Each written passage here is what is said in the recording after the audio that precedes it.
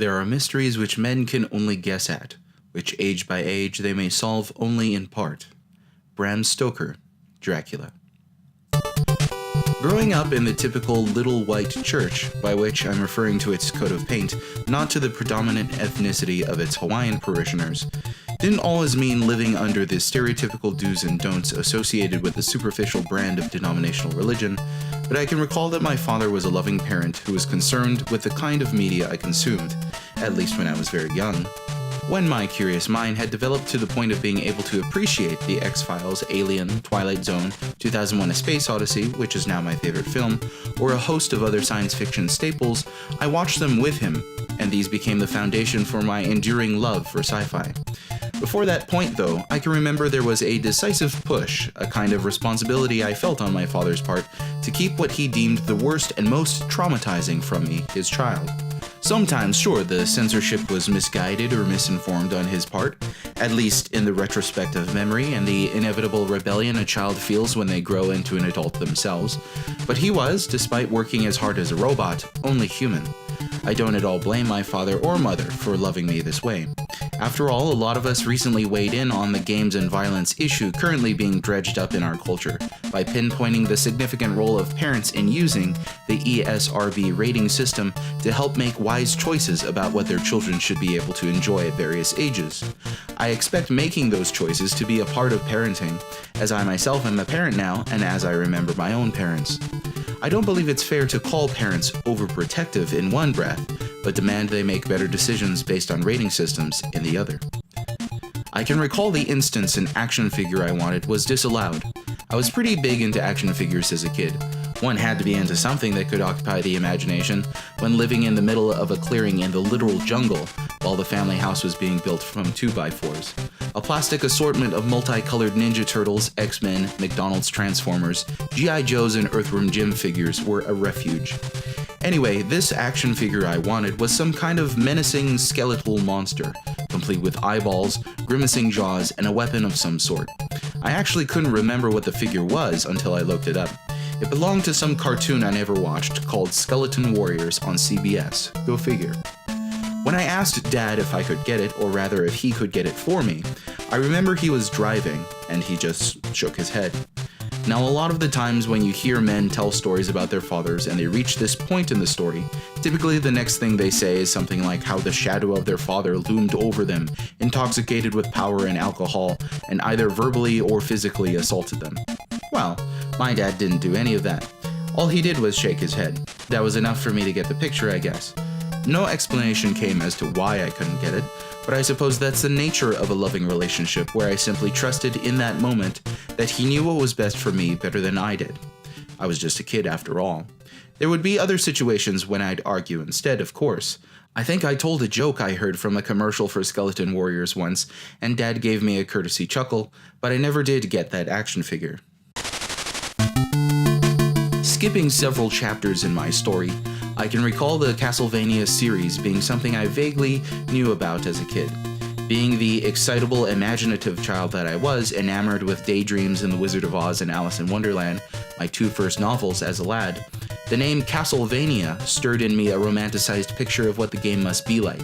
But the bloodied grin of Dracula hovering in the night sky behind the gothic spires of his keep were probably indicative enough for my father as to what the game was like. I rented a ton of NES and SNES carts from gas stations, grocery stores, and Blockbuster, on top of borrowing them from friends and classmates, but I never played any Castlevania game until much later in life. I think we're talking about 2004-ish, when I was already in college and a roommate busted out his N64. Castlevania 64 wasn't the best introduction to the series, I'm sure, and ironically, I was in what's essentially seminary at the time. Since then, I've had the opportunity to play a few other titles in the franchise. I was delighted by Castlevania Symphony of the Night. I enjoyed getting dizzy in Super Castlevania 4. I lost all respect for the direction of the series thanks to Netflix's pedestrian Valley Speak dialogue and their Burgessian ultra-violent Castlevania show.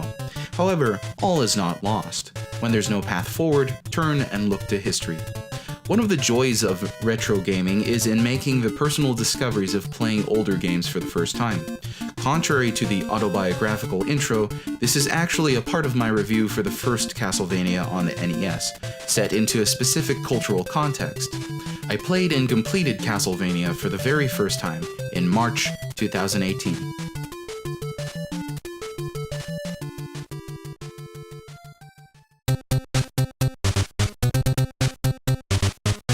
Now, the point of my story and its relationship to Castlevania is how it highlights Nintendo's famous or infamous content policies for games they sent to sell in the West. Papa Nintendo was known in this era for scrubbing games shipped overseas of all kinds of stuff they probably deemed too offensive, shocking, or sexy. This included, but wasn't limited to, the removal of drugs, alcohol, scantily clad characters, innuendo, violence, as well as religious imagery, iconography, and reference. Nintendo of America specifically had a guideline written in 1988 which blocked the usage of symbols that are related to any type of racial, religious, nationalistic, or ethnic group, such as crosses, pentagrams, God, gods, Roman mythological gods are acceptable, Satan, hell, Buddha, etc. Nintendo's current family-friendly persona came at a price, and that price was stringent censorship of their own products as part of the localization process. That it was an inconsistent policy made it seem even more arbitrary, though that capricious approach to both nitpicking minutiae and glossing over other offenders doesn't make a good case for censorship at all, certainly not for governmental censorship. If in-house censorship was fickle, how much more would censorship from an external federal body be, considering the government sucks at pretty much everything already? Here are some rather silly examples of what got censored and what somehow made it through. Crosses were removed from coffins in DuckTales 1989. Red crosses were removed from hospital buildings in Earthbound 1994. Yet Link before that bore the emblem of the cross on his shield years earlier in The Legend of Zelda 1986. Hilariously, I actually claimed Link was a Christian when I was a kid just so my parents would let me play it. Children are sneaky. That's the lesson for today. Other famous examples were the SNES version of Mortal Kombat 1992 being blood-free and sweaty, and Siren in Final Fantasy VI 1994 having her buttocks covered up, though other games made it through the gauntlet like the highly religious Breath of Fire titles on the SNES 1993 and 1994. This obviously risked some confusion, but Nintendo has lightened up since the early days, see Bayonetta. The aim was cultural acceptance, but this policy perhaps says more about Nintendo than it does about their prospective audience.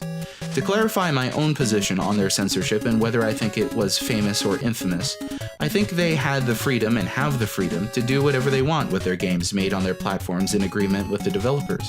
If that hurts or helps their sales, that's on them. And it did hurt their sales, especially when it came to Mortal Kombat. Figuring out which would be hypothetically worse, sales diminished because of controversy or because of censorship, is something Nintendo has to balance, not me. It's a part of their brand philosophy, but gaming is now big enough that I really don't have to care. I don't have a proverbial dog in the fight. I personally think that fandoms should be more than just trying to cover the butts of our favorites anyway.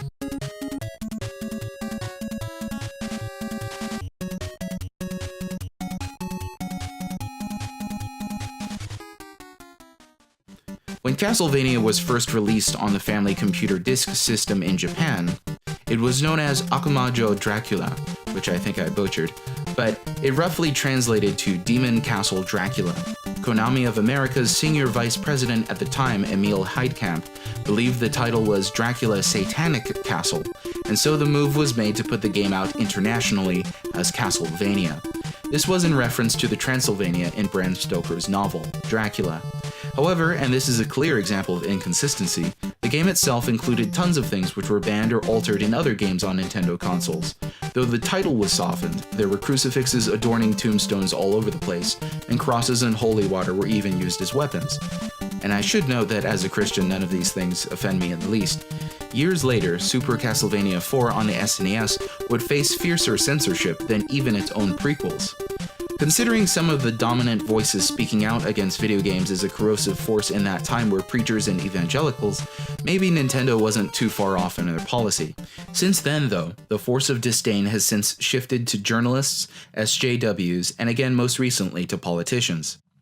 The infernal accountant Mage summed it up appropriately in his column on the year 1992. He said, The decisions made about video games have rarely been made by the people who care about them. The funny thing about not playing Castlevania as a kid is I now realize I wouldn't have been able to beat it as a kid anyway. You could say I picked my battles, but I was also pretty impatient a lot of the time. I now know that Castlevania rewards those who take the time to come to grips with it, but it will crush players who simply want to slack off in a spooky castle. While Castlevania doesn't soar to the same dark heights as later games, Symphony of the Night of course, which most definitely overshadowed a lot of what came before it, I am glad I finally took the opportunity to play it and have my own slice of humble pie, baked courtesy of Count Dracula.